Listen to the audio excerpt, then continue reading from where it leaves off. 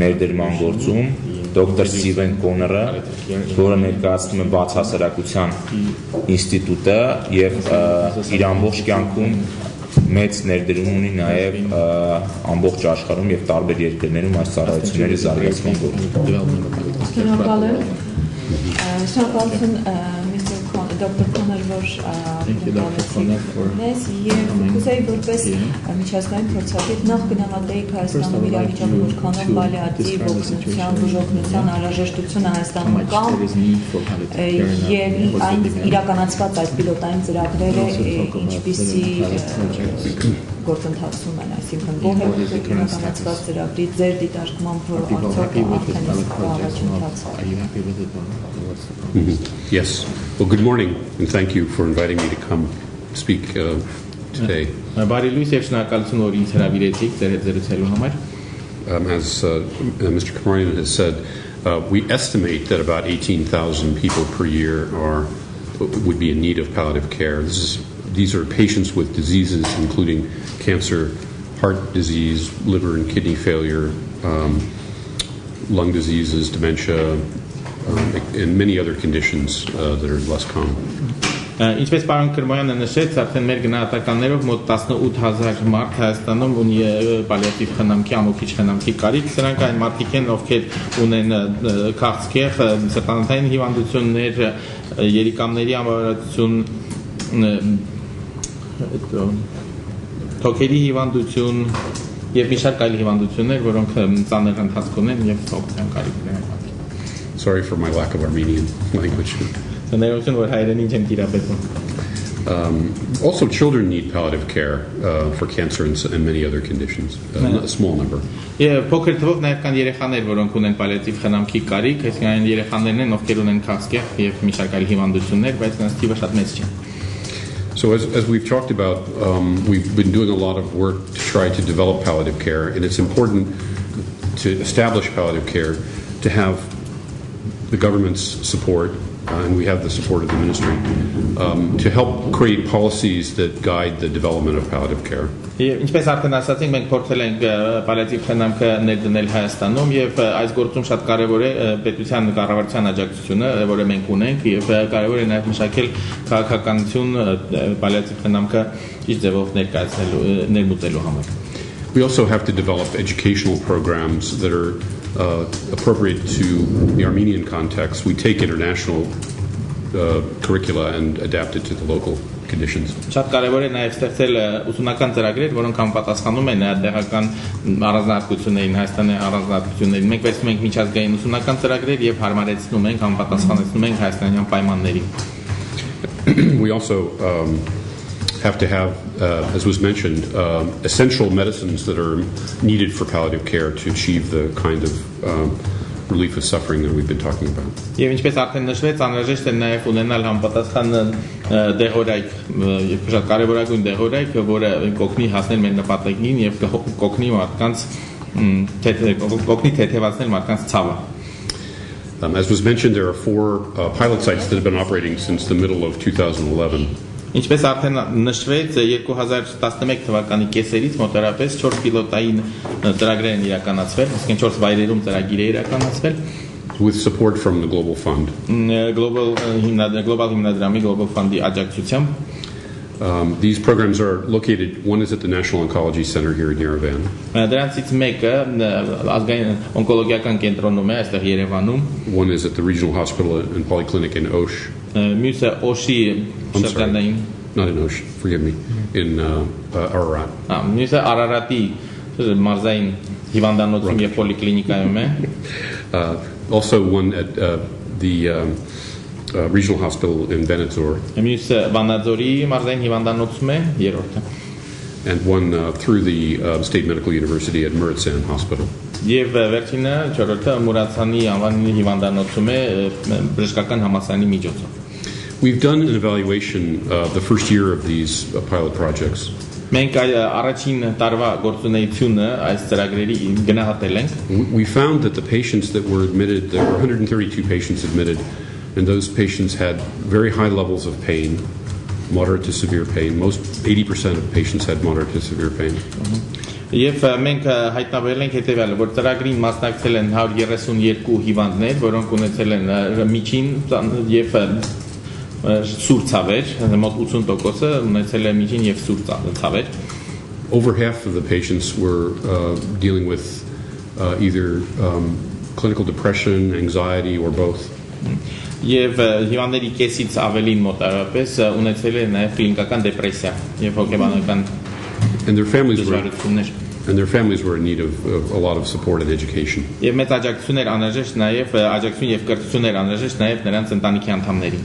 So based on the training that the staff of these pilots received, they were able to significantly reduce the pain. They were able to make some reduction in the pain.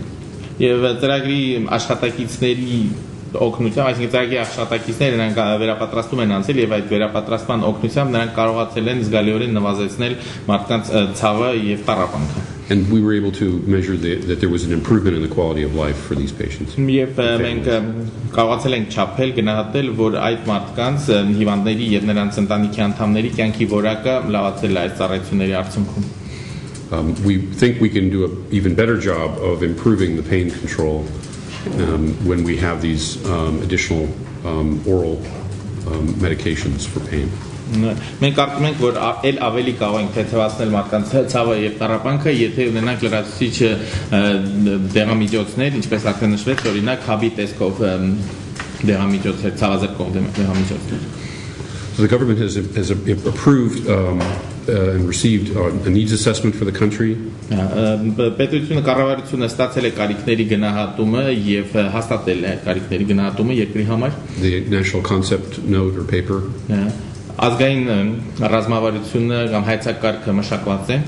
We've also developed national standards for palliative care, both operational and clinical standards. Մենք մշակել ենք նաեւ օպերատիվ եւ կլինիկական չափանիշներ պալիատիվ խնամքի համար, ազգային չափանիշներ. And a detailed national strategy for palliative care development. Եվ շատ մանրամասն ռազմավարություն, ազգային ռազմավարություն պալիատիվ խնամքի զարգացման. We also need to make some changes to existing legislation in the country to remove barriers that make it difficult to deliver palliative care. Եվ անհրաժեշտ է նաև որոշ փոփոխություններ կատարել արդեն գործող իսկ օրենքներում եւ վերացնել որոշ խոչընդոտներ, որոնք կան պալիատիվ խնամքի ներդրման Որոնք են հենց այդ խոչընդոտները, the barriers. That was my question. Երկրորդ հարցը երևի պարոն Քրմոյանի չէ, դուք պատասխանեք. So you can answer that question and the second question will be to Mr. Khmermoyan. Okay. So as I've mentioned, this lack of access to the oral morphine in particular is something that we're working on very closely with the government to register those medications and make them available. Օրինակ, ինչպես արդեն ասացինք, հաբի տեսքով մորֆինի բացակայությունը խնդիր է առաջացնում եւ մենք կառավարության հետ սերտորեն համագործակցում ենք, որպեսզի մորֆինը հաբի տեսքով մատչելի դառնա. We've sent some of the clinical leaders to other countries to observe how palliative care is delivered and to learn from other countries.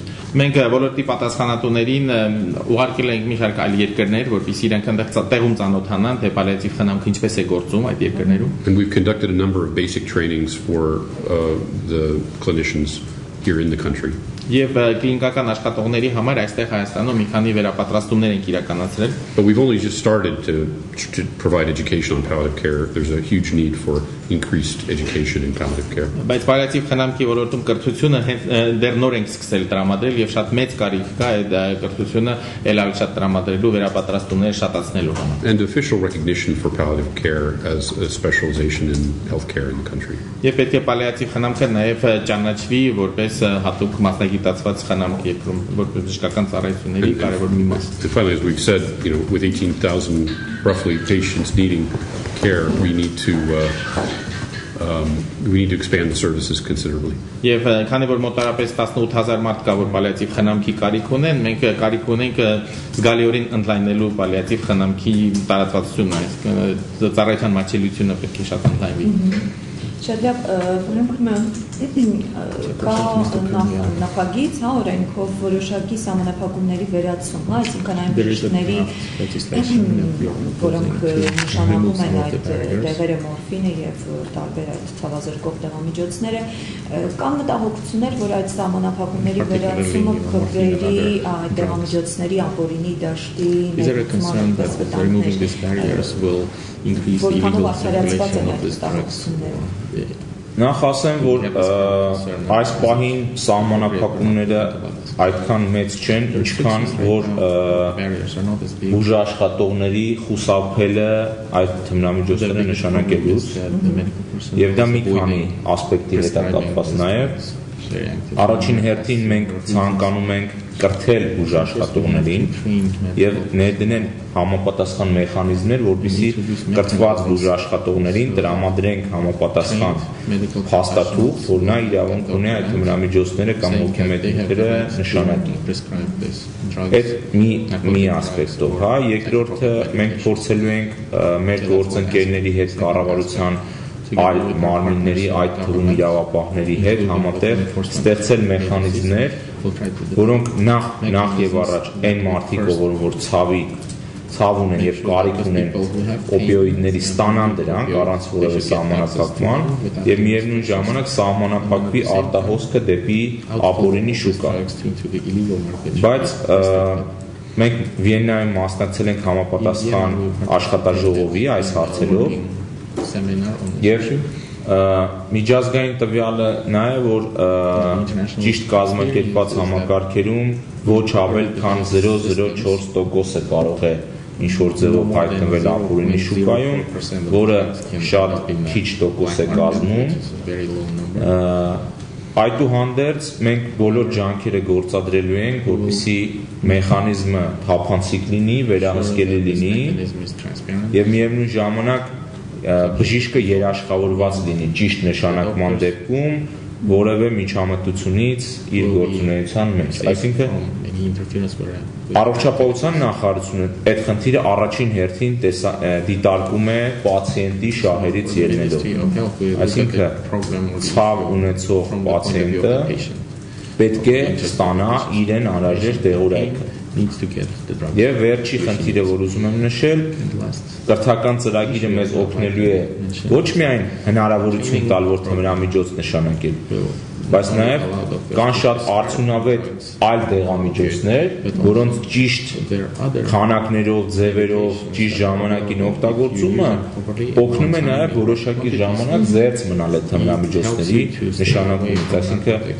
մասնագիտական կրթումը նույնպես շատ կարևոր է այդ հարցում, որպեսզի բժիշկը իմանա որ փուլում ինչ դեղ նշանակի, որովհետև թմրամիջոցները կամ օպիոիդները օգտագործում են ամենավերջի փուլերում, հա։ Ես ուզում եմ մեկ փորձենք հասկանալ, որքան ժամանակա միջոց է հարկավոր հիվանդին ձեռք բերելու այդ թույլտվությունը, այսինքն հիմնականում շեշտում են, որ բավական դժվար է այդ գործընթացը ապացուցելու, որ այդ դեղամիջոցի կարիքը կա, այսինքն ցավը որոշակի ժամանակ սպասում են, այսինքն այդ քաշքշուկը իրապես առկա է, թե եւ ինչ մեխանիզմներ են իրականում դրանցից խուսափելու համար։ Իրականում այդ մեխանիզմը կա այդ հնարավորությունը ստանալու եւ տեղեր ստանալու, բայց իհարկե, եթե մենք խոսում ենք, որ հայցակարգ ենք ներդնում եւ փորձում ենք բարելավել, նշանակում է, որ այդ մեխանիզմի աշխատանքում որոշակի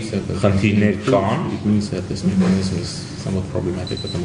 Խնդիրներ կան եւ թե ով իրավունք ունի նշանակի, արդյոք այդ մարդիկ տեղյակ են, որ իրավունք ունեն նշանակել կամ կրթություն ստացել են, եւ երկրորդը, որպեսզի բոլոր բյուրոկրատական մեխանիզմները հնարավորինս նվազեցվեն բուժաշխատողների եւ բուժհաստատությունների համար։ It's a question of balance. We have to have an equal emphasis on access for medical and scientific use, while we at the same time ensure that these drugs are used for illicit purposes. In many countries, the balance is off. It's too much emphasis on control of access and not enough on access for medical necessities. Իհարկե այստեղ խոսքը գնում է հավասարակշռություն գտնելու մասին, այսինքն մի կողմից այդ օպիոիդները, թմրամիջոցները պետք է օգտագործվեն բժշկական նպատակներով եւ գիտության համար, մյուս կողմից պետք է կանխել նրանց ապօրինի շրջանառությունը։ Եվ շատ երկրներում այս բալանսը խախտված է եւ շատ մեծ ուշադրություն է դարձվում թմրամիջոցների սահմանափակմանը, որպեսզի նրանք չհասնեն, ասենք, ապօրինի շրջանառության, ավելի շատ մեծ ուշադրություն է դարձվել դրան, ավելի մեծ ուշադրություն պետք է դարձնել բայց հիվանդների կարիքներին. As far as palliative care, though, we have very little problem with diversion of these medications that are used for pain control. Ինչ վերաբերում է պալիատիվ խնամքին, ապա այդ թմրամիջոցների սև շուկայում հայտնվելու հնարավորությունները մեր մոտ շատ սահմանափակ են, շատ քիչ են. While somebody may need these medications, there's an average of about 3 months period of time. Some patients it might be a year, some patients it might be a week, but that's roughly what we estimate. Եվ մեր դիտարկումները ցույց են տալիս, որ այն մարդիկ, ովքեր օպիոիդների թմրամիջոցների կարիք ունեն, որպես ցավը ամոքող միջոց, նրանք սովորաբար այդ համիջոցները օգտագործում են մոտ 3 միջինը 3 ամսվա ընթացքում։ Որոշ մարդիկ իհարկե կան, որ մի տարի են այդ համիջոցների վրա նստած, մարդիկ կան, որ ընդամենը մի շաբաթ, բայց միջինը մոտավորապես 3 ամիս է։ Շատ լավ, շնորհակալ եմ, եթե կան հարցեր։ Կարող եմ ես մի հաստատ պարոն Քրմոյանի հաշվի առնելով այն ամեներին դեղամիջոցների թանկությունը եւ սոցիալական վիճակը, որքանով հասանելի կլինի պալիատիվ խնամքը եւ դեղամիջոցները հասարակության լայն շրջանում։ Շնորհակալություն հարցի համար։ Մեր համագործակցությունը դեղ արտադրող ընկերությունների հետ եւ նաեւ ներկայումս կատարվող գնումները ցույց են տալիս, որ թմրամիջոցները իրենց ի համեմատ այլ դեղերի թանկ դեղեր չեն եւ թե պետությունը, թե քաղաքացիները որևէ խնդիր կարծում եմ չեն ունենա դրա գնի հետ կապված, որովհետև նրանք բավականաչափ էժանագին դեղամիջոցներ են։ Ավելին ասեմ, վերլուծությունը ցույց է տալիս, որ մեր կողմից ներկայումս օգտագործվող ներարկային թմրամիջոցները, օրինակ մորֆինը, շուրջ 5 անգամ ավելի թանկ է, քան հաբերի տեսքով։ Այսինքն մենք ցանկանում ենք ներդնել հաբերով թմրամիջոցը, որը որ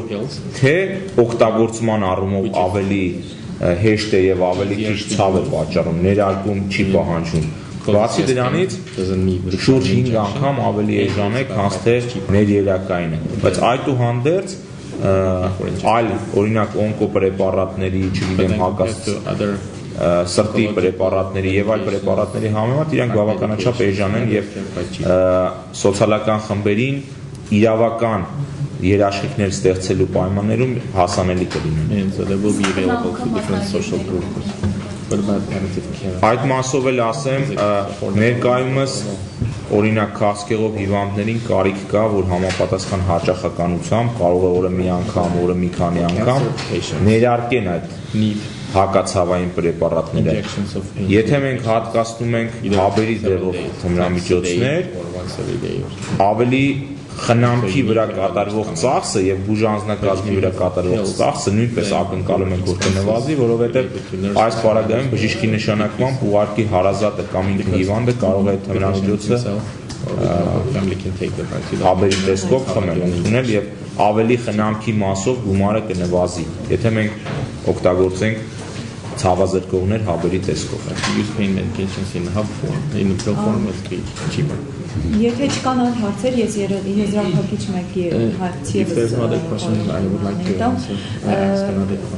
ինչ հեռանկար ունի պալիատիվ բուժօգնությունը Հայաստանում, այսինքն միջազգային կազմակերպությունները, որոնց աջակցությամբ այս պահին իրականացվում են այդ ծրագրերը, իրականում չեն կարող հավերժ ֆինանսավորել, արդյոք հետագայում պետությունը կկարողանա իր վրա վերցնել այդ ծախսերը։ Շնորհակալություն մեր համար եւ մեր գործընկերների համար շատ ամենակարևոր խնդիրներից է ծրագրերի շարունակականությունը։ Այսինքն եթե մենք ինչ-որ ֆինանսավորման իրականացնում ենք ծրագրեր, հետո ֆինանսավորման դադարի հետ դադարում ենք, մենք մեր նպատակներին չենք հասնում։ Երաշխիքները հետեւյալն են։ Նախ պետությունը արդեն իսկ հիմա հակացավային դեղեր գնում է եւ դա ներառված է պետական պատվերի շրջանակներում։ Դա առաջինը։ Երկրորդ խնդիրը նա է, որ մենք մեր պիլոտային տեղամասերը, ընդ որում այդ ծրագիրը գլոբալ ֆոնդի աջակցությամբ իրականացնում է առողջապահության նախարարությունը, կառավարության որոշման համաձայն մենք այս տարի պետք է ամփոփենք պիլոտային ծրագրերի արդյունքները եւ ներկայացնենք առաջարկություն, որպեսզի նաեւ բյուջեից դա ֆինանսավորվի։